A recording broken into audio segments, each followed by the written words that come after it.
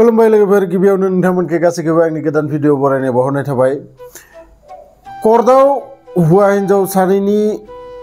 जुदा जानायनि थाखाय तालाकनि थाखाय केस सलायबायदोंमोन आरो बै केसनि दिनै लास्ट डेट आरो बै लास्ट डेटआव बिनि जाजआ सोङो जे हौवानाव सोंग्रोयो जे राहुल नोङो बै तालाकखौ लानो गिरमारदोंना गिरमायाखै आरो बिदि सोंनायाव बै राहुला बुङो नंगौ सार आं बे रिलेशनशिपआव आरो थानो लुगैयाखै आंनो तालाक नांथारगौ आरो बिदि बुंनायनि उनाव जाज साहाबा बै हिन्जावनाव सोङो आरो हिन्जावनि मुङा जाबाय अन्जलिमोन आरो बै अन्जलिनाव जेब्ला सोङो जे नोङो बै तालाकखौ लानो गिरमारदोंना गिरमायाखै होनना बिदि बुंनायाव बै अन्जलियाबो बुङो आरो जि बाथ्रा बै अन्जलिया बुङो बेखौ खोनानानै नोंथांमोनाबो आसरित मोनगोन। बियो बुङो जाज साहाब आं तालाकखौथ' लागोन नाथाय आं हरसे बै राहुलजों थाजाबनो लुगैयो, बै राहुलजों हरसे आं थाफानो लुगैयो। बिदि बुंनायाव बै कर्टआव थानाय गासै मानसिफोराबो आसरित मोनो आरो गावसोरनि जि फेमिलिनि मानसि थांदोंमोन बिसोरबो बै अन्जलिनि सायाव रागा जोङो। मानोना दिनै 6 मास सिगांनिफ्रायनो बे केसा सोलिगासिनो दोङो तालाक लानो थाखाय आरो दिनै लास्ट डेटआव नों मानो आरो बै हौवाजों थाफानो गिरबावदों आरो बे बाथ्राखौ बै जाज साहाबाबो एसे रागा जोङो। रागा जोंबाबो उपाय गैया मानोना दासिमबो बिसोरनि तालाकआ जाथ'वाखै। दिनै डिक्लार होनो गोनांमोन नाथाय डिक्लार होनायनि सिगां जिहेतु मोनसे आयेन कानुननि खोथा बेफोरो बै हिन्जावनि गोसोनि साननायखौ जाज साहाबा बुङो जागोन दिनै हरसे होमबा नोंसोरो थानानै गाबोन फुंनि 10टा बाजियाव नोंसोरनि फाइनेल रिजाल्टखौ बे कर्टआवनो होनाय जागोन। बिदि बुंनायनि उनाव बिसोरनि केसा जोब्बाय, सानैबो ओंखारबोबाय, न'खरनि मानसिबो ओंखारबोजोब्बाय। बिनि उनाव बै राहुलजों अन्जलिजों एसे हारसिङै बै कर्टनि बायजोआव बै राहुला रागा जोंनानै बै अन्जलिनाव सोंफैयो नों मा सानदों मा मादो दिनै 6 मासनिफ्राय नोङो आंखौ बिदि तालाक नांगो होननायखाय आं गासै पेपारफोरखौ रेडि खालामबाय, आंबो सब साइन खालामजोबनो हाबाय आरो दिनै लास्ट समाव नों मानो बेफोरबायदि बाथ्राखौ बुंदो, मा नोङो खोन्थिनो गिदो, मा नोङो आंखौ माबानो गिदो जे नोङो हरसे आंजों थाजाबनानै। बिदि बुंनायाव बै अन्जलिया बुङो दा नोङो जेबो बेफोरखौ रायलायनो दरखार गैया, जाज साहाबा अर्डार हरदो नोङो दिनै आंजों हरसे थाखाथारनांगोन आरो लोगोसे आंनि मोनसे सर्त दोङो, आं नोंसानि न'आवबो थाहैया आरो नोंबो जोंहानि न'आव थाफैनाङा, जों सानैबो गंसे हटेलाव थांगोन, आं नोंनो मोना मोना फन हरगोन अबे हटेलाव फैनांगो बै हटेलाव नोङो मोनानि समाव फै। बिदि बुंनानै अन्जलिया बै राहुलखौ गारनानै थाङो, गावसोरनि फेमिलिफोरजों न'आव थाङो आरो राहुलाबो न'आव फैयो। नाथाय राहुला सानसे टेनसन जाबाय थायो जे मानि थाखाय बिनि हिन्जावा दिनै बेफोरबायदि बाथ्रा बुंखो, मानि थाखाय बियो हरसे थाबावनो गिदो, मा खोन्थिनो गिदो आरो बेफोरखौ सानैनो मोनाबाय आरो मोनानाय लोगो लोगो दसे उनाव फन फैयो बै राहुलनाव फन फैबाथाय राहुला रिसिभ खालामो, रिसिभ खालामनानै बुंबाय बै अन्जलिया जे मोनसे गंसे हटेलनि एड्रेस हरो, बै हटेलाव थांनो थाखाय बे राहुलखौ लेंहरो आरो राहुलाबो उपाय गैयियाव जागोन दे होननानै बै फनखौ दानना बै हटेलसिम थाङो। थांनानै नायहैबा बै हटेलनि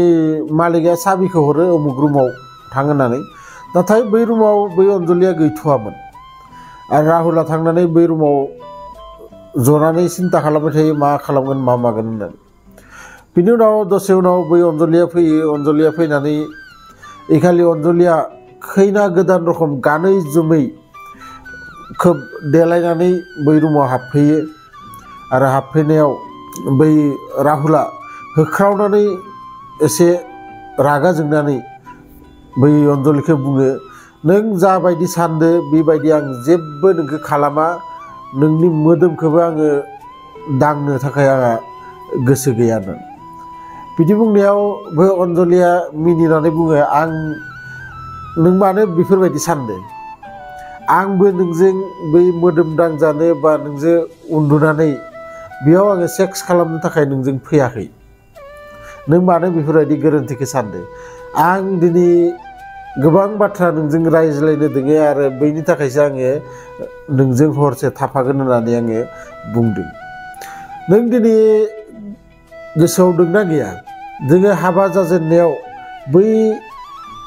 4-5 मासआ इमान मोजाङै थांदोंमोन इमान मोजाङै जोङो गोसो खुसियै जोंनि संसारा सलायगासिनो दंमोन नाथाय बै 4-5 मास उनाव नोङो मा जानाय नों निजेखौनो दिनै नुनानै माबाफोर सानोना साना नोंनि मेगनफोरा गोथौ गोथौ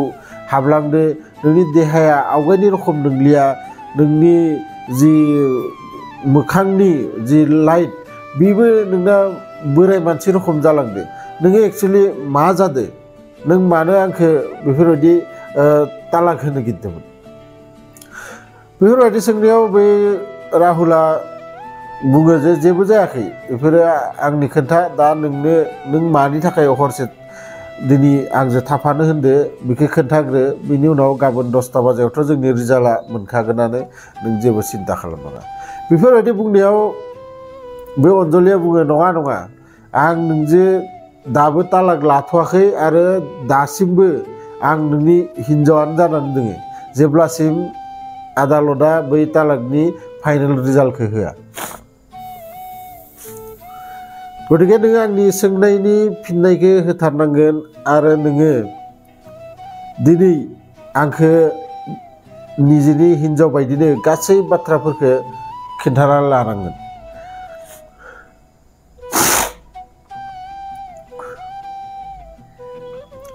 बिदि बुंनायाव राहुला लासैनो बुङो आसलते आङो सानसेखालि अफिसाव गोबानाय समाव खुगाखौ जा थै ओंखारदोंमोन आरो बै थै ओंखारनायाव आङो डक्टरनाव थांदोंमोन डक्टरनाव थांनायाव बै डक्टराव गोबां टेस्ट खालामो आरो बै टेस्ट खालामनायनि समाव बै डक्टरा बुङो जे नोङो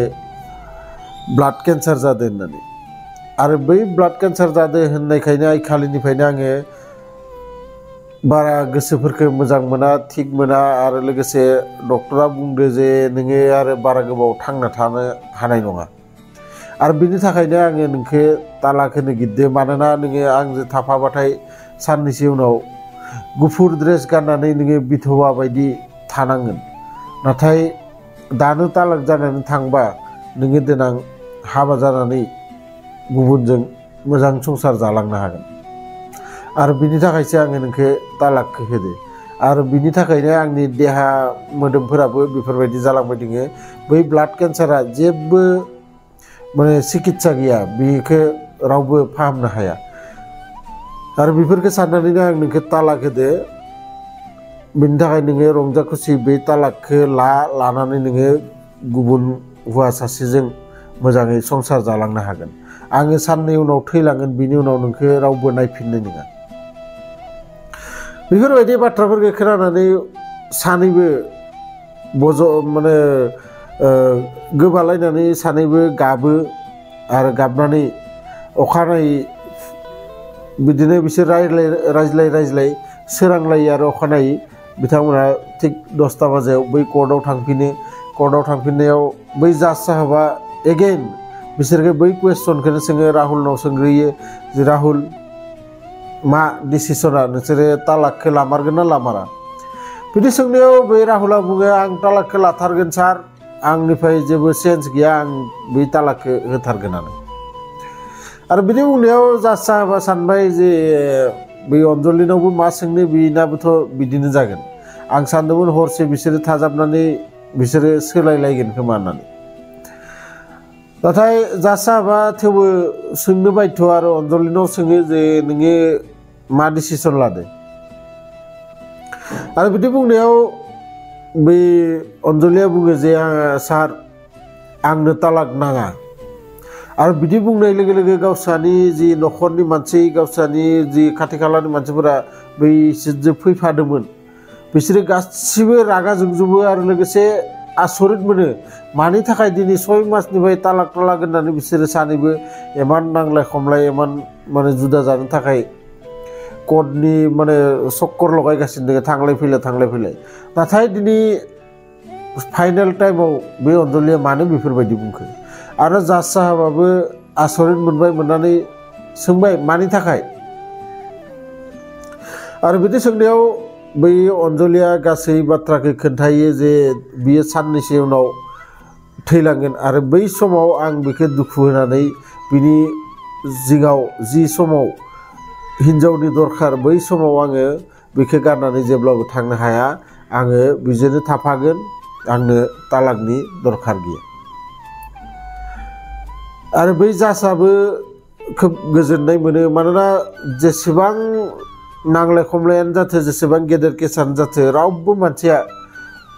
गुबुननि न'खरफोरखौ सेफायनानै गोजोननाय मोना आरो बिनि थाखायनो बै जासा बुंबाय जागोन होनबा दिनैनिफ्राय नोंसोरो आरो जयैनो थाफैन बे केसा बेयावनो डिसमिस जाथोंसै आरो बै गासै जाथाया इउपिनि आलिगड़ होननाय थाइसे जायगानि आरो बै जायगायाव बे केसा सलायदोंमोन आरो बे केसनि जि गासै जाथायाबो गासै स्ट'रियाबो रियेल आरो लोगोसे बे स्ट'रिया बै समाव भाइरेल जाजोबदोंमोन जेरै थेरै आदालताव बेफोरबायदि केस मोनसे जादों होननानै